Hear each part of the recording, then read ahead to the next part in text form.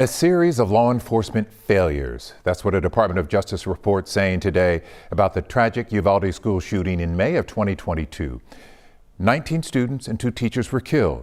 Victims' families also getting a look at that report. We have team coverage in Uvalde tonight on the report that is nearly 500 pages long. Investigative reporter Cheryl Mercedes spent the day going through the report, and Anieli Ruiz speaking to victims' families. Anieli, how did the families react to this report? You know, families were happy that this report was finally released. They welcomed it with open arms. Although they know this is not a criminal or a civil investigation, they do hope that this helps the district attorney to move forward with charges.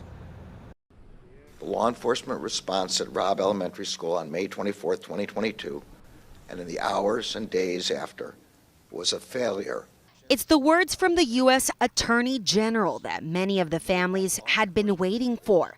Something they knew all along, that their children and loved ones were failed by the officers at Robb Elementary School. It makes more clarity now because it's written and now it's set in stone, and what we thought is true.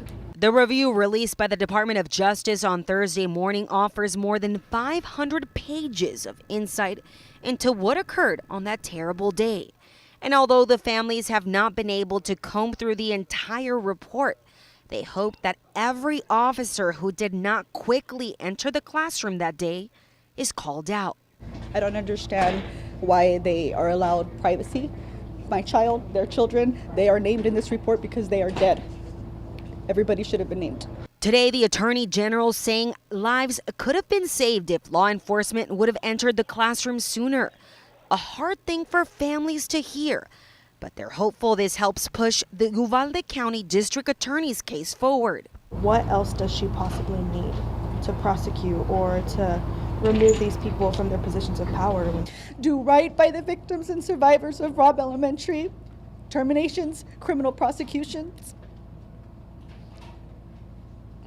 And our state and federal government enact sensible gun laws. As they continue to fight for accountability. Just more fire for my fight, because now we have it laid out in black and white, a lot of these failures, and with the DOJ stamp. Now, the DOJ says they did share this report with local and state agencies. Now we'll toss it over to Cheryl, who actually dug into this report and tells us what investigators found. Well, first and foremost, Anieli, the U.S. Attorney General said that the victims and the community of Uvalde deserve better. He says that the failures made by law enforcement on May 24, 2022 should have never happened, as he made remarks on numerous other mistakes he says they made. The errors were detailed in a critical incident report. The biggest failure, reviewers say, they found was that within minutes of arriving inside the school, responders went from treating the scene as an active shooter situation to handling the shooter as if he was a barricaded subject. The DOJ says lapses in judgment and training continued from there, with breakdowns in communication, leadership, and a lack of urgency. The law enforcement response on May 24th was an unimaginable failure, and that a lack of action by adults failed to protect children and their teachers. But we cannot look away from what happened here. We cannot look away from these children, and we cannot look away from what happened in Uvalde. The DOJ says its work here is far from over. They are working on getting additional funding in addition to what they've gotten already to help secure schools in this community, and also helping on mental health and counseling resources that families here may still need as they continue this long and grueling healing process. Len?